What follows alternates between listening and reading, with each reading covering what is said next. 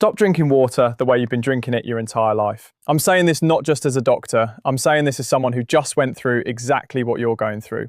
If you're over 60 and you're waking up 2, 3, even 4 times every night to rush to the bathroom, the problem is almost certainly not how much water you're drinking, it's when you drink it and how you drink it. I'm Dr. David Chen. After many years in the operating room, I've seen the direct connection between poor sleep and cardiovascular health. But recently I started noticing it not just in my patients anymore, I noticed it in myself. Waking up at 2 o'clock in the morning, then 4 o'clock in the morning, and feeling completely drained the entire next day. Let's be honest, have you ever tried reducing how much water you drink to avoid those middle of the night wake-ups, but somehow you ended up waking even more often? Or maybe you stopped drinking water after dinner, but still felt thirsty and restless all night. If so, that's not your fault. Until today, nobody, not your doctor, not the label on your water bottle, has ever sat you down and explained this to you properly. Nighttime urination is not a tax you pay for getting older. It's a problem of timing, not of your bladder. And the fix doesn't require a prescription, it doesn't require surgery. It only requires understanding 7 specific things about how your body after 60 handles water. Things that are completely different from how a 30-year-old's body handles it. And trust me, you're probably making at least one of the serious mistakes I'm about to point out. Mistake number 1 is the mistake that most people make, and it's silently destroying your sleep. Recently, I came across a study that stopped me cold. Researchers at Leiden University Medical Center followed over 1,800 adults aged 60 and above. They found that 72% of them experienced what medicine calls nocturia, the term for waking up to urinate at least twice per night. And here's the alarming part. Those individuals had a 47% higher rate of falls, a 38% increase in depressive symptoms, and they lost an average of 1.5 hours of deep sleep every single night. That's not just inconvenient, that's years being stripped away from your quality of life, one sleepless night at a time. Before we dive into these 7 things, I want to ask you directly. Tell me in the comments below, how old are you, and how many times are you waking up each night? I read every single comment on this channel, every single one, and your answer genuinely helps me create content that serves you better. Take 5 seconds and drop that in the comments right now. We're counting down from number 7 to number 1, and I promise you, by the time we reach number 1, you will never think about drinking water the same way again. In fact, number 2 on this list is something that nearly every senior does every morning thinking it's healthy, and it's one of the main reasons you can't sleep through the night. Stay with me. Starting with number 7. Number 7 is what I call front-loading failure, and this is the foundational mistake that makes everything else worse. Most seniors wake up, drink very little water during the morning hours, stay mildly dehydrated through the afternoon, and then at dinner or after dinner, they finally start drinking significant amounts of fluid to catch up. I've watched this pattern destroy sleep for patient after patient. Here's the biology of why it's so catastrophic for the aging body. After 65, your kidneys lose approximately 30 to 40% of their filtration efficiency compared to younger adults. This process is called glomerular decline. It means the tiny filtering units inside your kidneys simply aren't as fast or as powerful as they once were. Think of it like a water treatment plant running at half its original capacity. When you flood that system with water in the evening hours, it can't process it in time, it banks it. And then right around 11 at night, midnight, 1 o'clock in the morning, right when you desperately want to be in deep sleep, your kidneys finally catch up and send the signal to your bladder. It's time. The fix for number 7 is deceptively simple, but it requires genuine commitment. Front-load your hydration. Drink 60 to 70% of your daily fluid intake before 2 in the afternoon. Researchers at the University of Copenhagen studied hydration patterns in adults over 70. They found that those who shifted the majority of their fluid intake to morning and early afternoon hours reduced nighttime urination episodes by an average of 43% within just 3 weeks. 3 weeks. No medication, no procedure, just timing. Let me tell you about a patient. I'll call her Dorothy. Dorothy, 71 years old, former elementary school teacher from Harrisburg, Pennsylvania. She came to me after 2 years of waking up 4 times every night. She was exhausted, anxious about falling, and had started wearing incontinence pads to bed. When I asked about her water drinking habits, the familiar story emerged. In the morning, she only had a small cup of coffee. In the afternoon, a few sips. And then from dinner onwards, she drank nearly all her water for the day because she felt thirsty. We put together a simple plan. Shift water to earlier in the day. Drink most of it before 2 o'clock in the afternoon. reduced significantly after 6 o'clock in the evening. Within 21 days, she went from 4 times down to once per night. Within 6 weeks, some nights she didn't wake up at all. She cried in my office. She told me she felt like herself for the first time in years. That's what proper timing can do. Pair this strategy with herbal tea in the morning hours rather than plain water. We'll talk about why in a moment, because certain compounds in herbal teas actually support kidney function in ways that plain water alone does not. Now let's move to number 6. Number 6 will probably surprise you because it involves something that almost every cardiologist and health publication has been telling you to do for decades. Drink a full glass of water right before bed. You've probably heard that this protects your heart, prevents nighttime strokes, keeps your blood pressure stable, and while there's a kernel of truth in that for certain individuals, for the vast majority of people over 65, drinking 8 ounces of water or more within 90 minutes before sleep is essentially programming your body to wake you up at 2 o'clock in the morning. Here's the physiology that nobody explains. When you lie down horizontally, fluid that has been sitting in your lower legs and feet all day, pulled there by gravity, suddenly redistributes upward through your body. This fluid shift effect is dramatically more pronounced in older adults. The reason is reduced venous tone, meaning the blood vessels in your legs are less elastic and allow more fluid to accumulate during the day. Researchers at Johns Hopkins studied this fluid redistribution effect. They found that in adults over 70, lying down can mobilise up to 300 millilitres of extra fluid toward the kidneys within just the first 90 minutes of sleep. That's more than a full cup of extra fluid your kidneys suddenly need to process before you've swallowed a single additional drop. Now add a bedtime glass of water on top of that mobilised fluid. You've just guaranteed a bathroom trip at 1 o'clock in the morning. The solution isn't to stop hydrating in the evening entirely. Dehydration carries its own cardiovascular risks. Instead, sip tiny sips. If you feel thirsty after 7 in the evening, take 3 or 4 small sips, never a full glass. And here's a practical tip. Keep a small 4-ounce cup on your nightstand instead of a full water bottle. That way, even if you do reach for it in the middle of the night, the volume is already limited.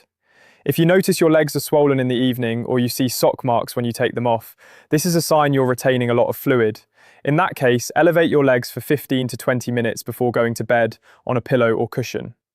Above heart level, this moves fluid back earlier, giving your kidneys time to process it while you're still awake, instead of letting all that fluid rush back when you've already laying down to sleep. A small change in your evening routine, but it can be the difference between sleeping through the night and waking up at 2 o'clock in the morning. Now, number 5. This is where things get really interesting. Number 5 involves the mineral content of your water. This is one of the most underappreciated connections in senior health. And I'm confident saying that 95% of the general public has never heard this explained. Magnesium, specifically magnesium deficiency. Research from the National Institutes of Health shows that up to 68% of older adults are deficient in magnesium. And magnesium deficiency directly causes something called detrusor overactivity. The detrusor is the muscle that wraps around your bladder. When it becomes overactive, it contracts when it shouldn't. It sends urgent signals, I need to go now, to your brain, even when your bladder is only partially full. Sound familiar? A landmark clinical trial conducted at the University of Bristol involving 150 women over the age of 60 found that supplementing with magnesium hydroxide twice daily reduced nighttime urination episodes by 53%. In just 4 weeks, 53%. That is a more powerful result than several prescription bladder medications on the market with a fraction of the side effects. But here's the hydration connection. The water most of us drink today, filtered, purified, softened, municipal water, has had the majority of its natural mineral content stripped away. You're drinking water that is essentially mineral empty. And your aging body, which already absorbs magnesium less efficiently due to reduced stomach acid production, is getting almost nothing from its primary historical mineral source. That's why your bladder contracts when it doesn't need to. That's why you feel urgency even when your bladder isn't full. The practical application here is to switch to mineral-rich water for at least your morning intake. Brands like Gerolsteiner or San Pelro contain naturally occurring magnesium levels that can meaningfully contribute to your daily intake, or any natural mineral water that lists magnesium content on the label. If that's not convenient, add a small pinch, and I mean a pinch, less than a 1/4 teaspoon of high-quality sea salt to your morning glass of water. Or consider a magnesium supplement specifically designed for seniors. And here's an important synergy tip. Take your magnesium with a small amount of healthy fat, a few almonds, half an avocado, a small piece of cheese. The reason is magnesium absorbs significantly better in the presence of fat-soluble compounds. You can take the same amount of magnesium, but if you take it with fat, your body will absorb significantly more. This is one of those small changes you won't feel immediately, but after 3 to 4 weeks, you'll notice your bladder is calmer, fewer false urgencies, fewer false signals at night. Now, I want to pause here for just a moment. If you're finding this information genuinely useful, and I hope you are, because this information truly changes lives, please take a second right now and hit that like button. It costs you nothing, and it tells this platform to show this video to other seniors who are suffering through sleepless nights when they don't have to be. And if you haven't subscribed yet, please do. We release new content every week specifically for people over 60 who deserve real evidence-based guidance. Now let's continue with number 4. Number 4 is so simple you might overlook it, but don't. I call it double voiding. Here's how to do it. Before bed, you go to the bathroom as usual, but instead of standing up right after you're done, stay seated. Wait about 30 seconds, relax, then try again. You'll be surprised to find that your bladder often hasn't emptied completely the first time. That leftover urine, 50 millilitres, 100 millilitres, doesn't sound like much, but it's often exactly the amount that wakes you up at 3 in the morning. Why does this happen in older adults? After 60, the bladder muscle doesn't contract as strongly as before. It doesn't squeeze out all the urine in one go like it did when you were young. For men, an enlarged prostate obstructs the flow. Even when you feel like you're done, there's still urine being held back. For both men and women, the pelvic floor muscles weaken with age. They don't support the bladder and emptying completely like they used to. Here's how to do it right for men. And this is something many don't want to hear. Sit down instead of standing. The sitting position helps fully relax the pelvic muscles, allowing the bladder to empty more completely. You don't need to do this every time you urinate, but that last time before bed, sit. For women, lean slightly forward while seated. Relax, wait, then try again. In both cases, don't strain.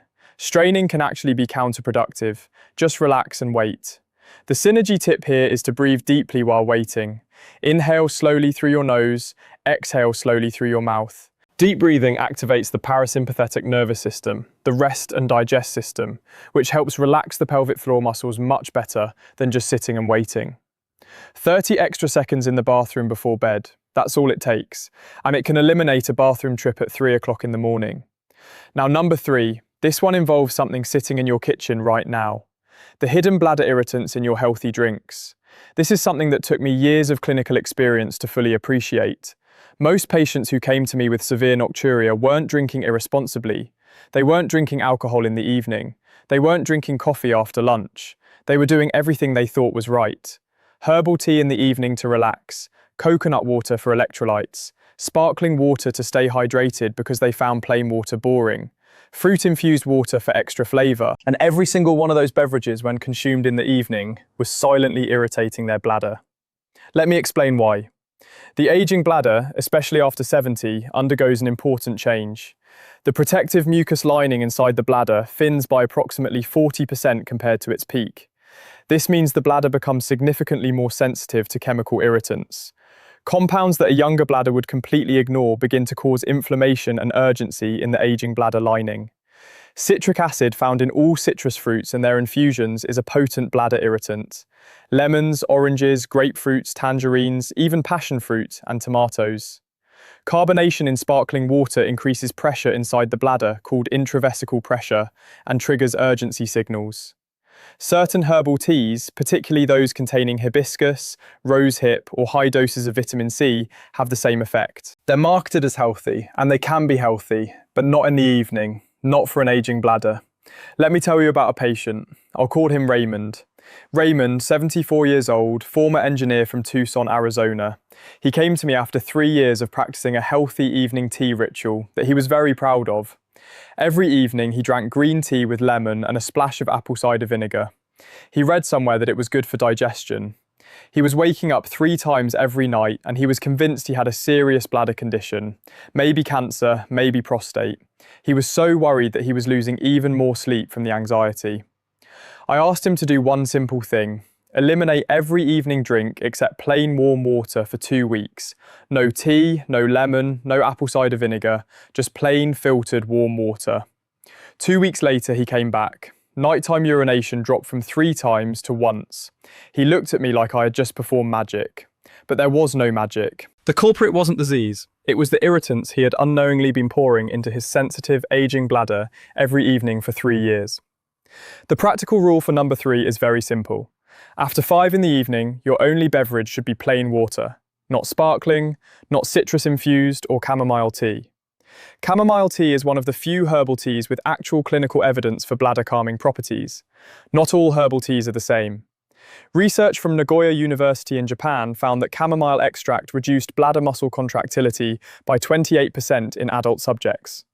Warm chamomile tea, unsweetened, in the early evening, not right before bed, is genuinely one of the best things you can put into an aging bladder before sleep. Now, number 2, I teased this earlier in the video, and now I'm delivering on that promise. This is the one that will make you look at your mornings completely differently. Number 2, the morning dehydration spiral that starts the vicious cycle. Every single morning, without exception, you wake up in a state of significant dehydration. You've been breathing, perspiring slightly, and not drinking anything for 7, 8, 9 hours. Your blood is slightly concentrated, your kidneys are working in conservation mode. This is completely normal. What is not normal, or rather what is not optimal, is what most health-conscious seniors do right after that. They drink 1 large glass of cold water, fast, all at once, because they've been told to hydrate immediately upon waking. And doing this actually sets off a chain of physiological reactions that contributes to nighttime bathroom trips 12 to 14 hours later. Here's the mechanism, and it's truly counterintuitive. When you rapidly flood your system with a large volume of cold water first thing in the morning, you trigger what researchers call an acute osmotic shift. Essentially, you're rapidly diluting your blood and sending a surge of fluid through the kidneys all at once. The kidneys respond by producing a large volume of dilute urine very quickly. But here's the problem. This rapid flush creates a rebound effect.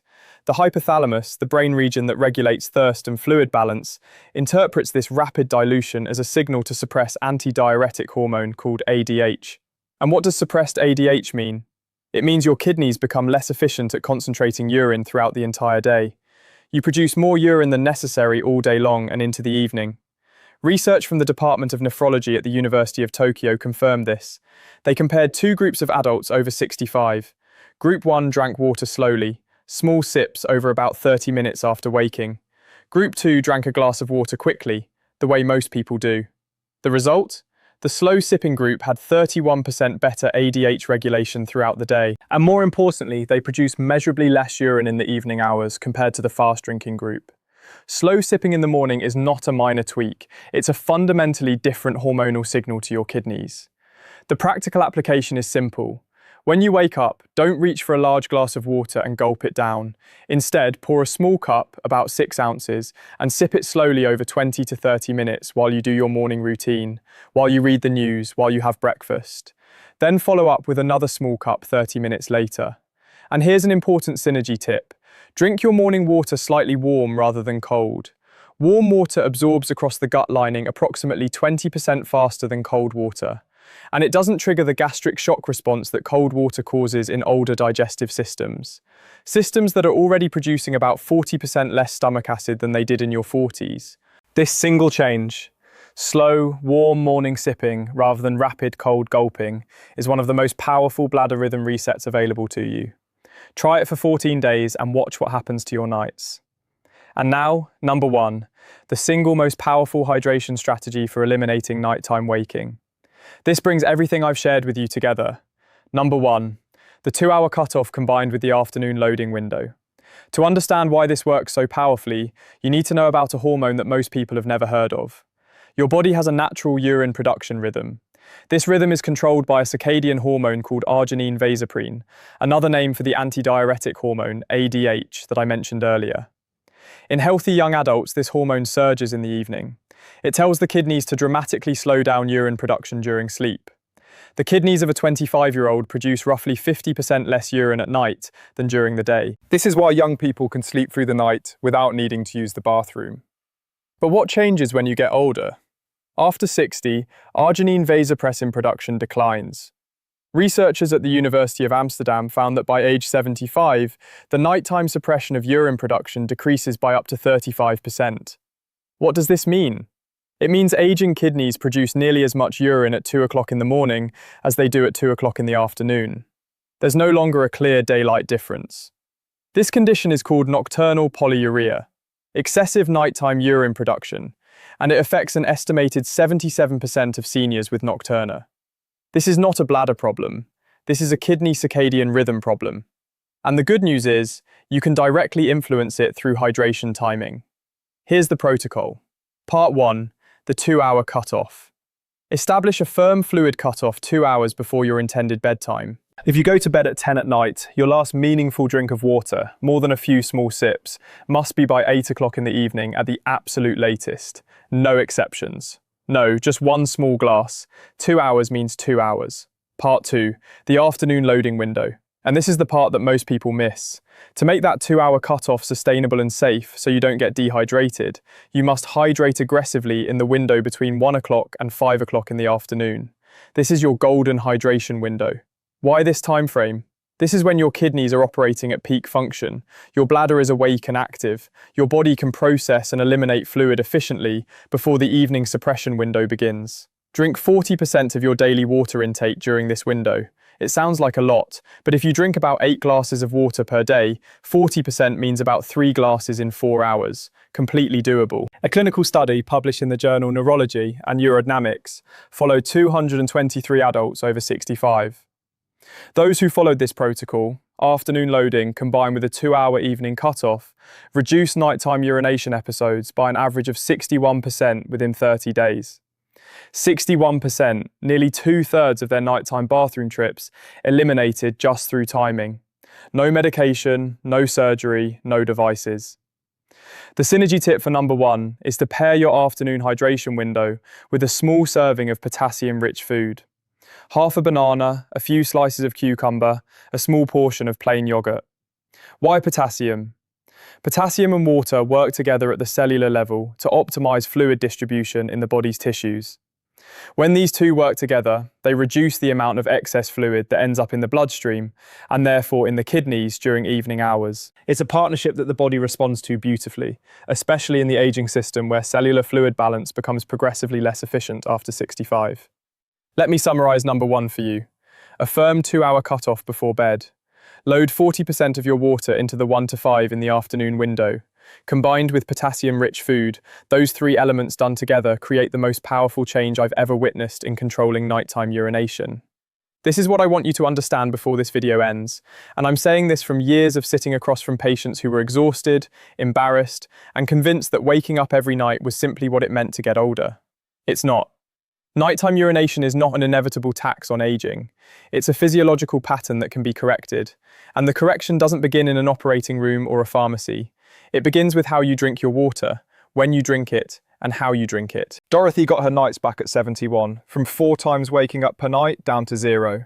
By shifting her water to earlier in the day, Raymond reclaimed his sleep at 74, from 3 times down to once. By eliminating the healthy drinks that were silently irritating his aging bladder every evening, I've watched men and women in their 80s reduce nighttime bathroom trips from 4 per night to 1 or 0. Using exactly these principles, and I apply them to myself too, because, as I said at the beginning of this video, I'm not just treating this problem, I've experienced it. Your independence matters, your sleep matters, the energy you have tomorrow morning to play with your grandchildren, to walk, to cook, to live. It's directly connected to the quality of sleep you get tonight. And that quality in meaningful part is in your hands, starting with your very next glass of water.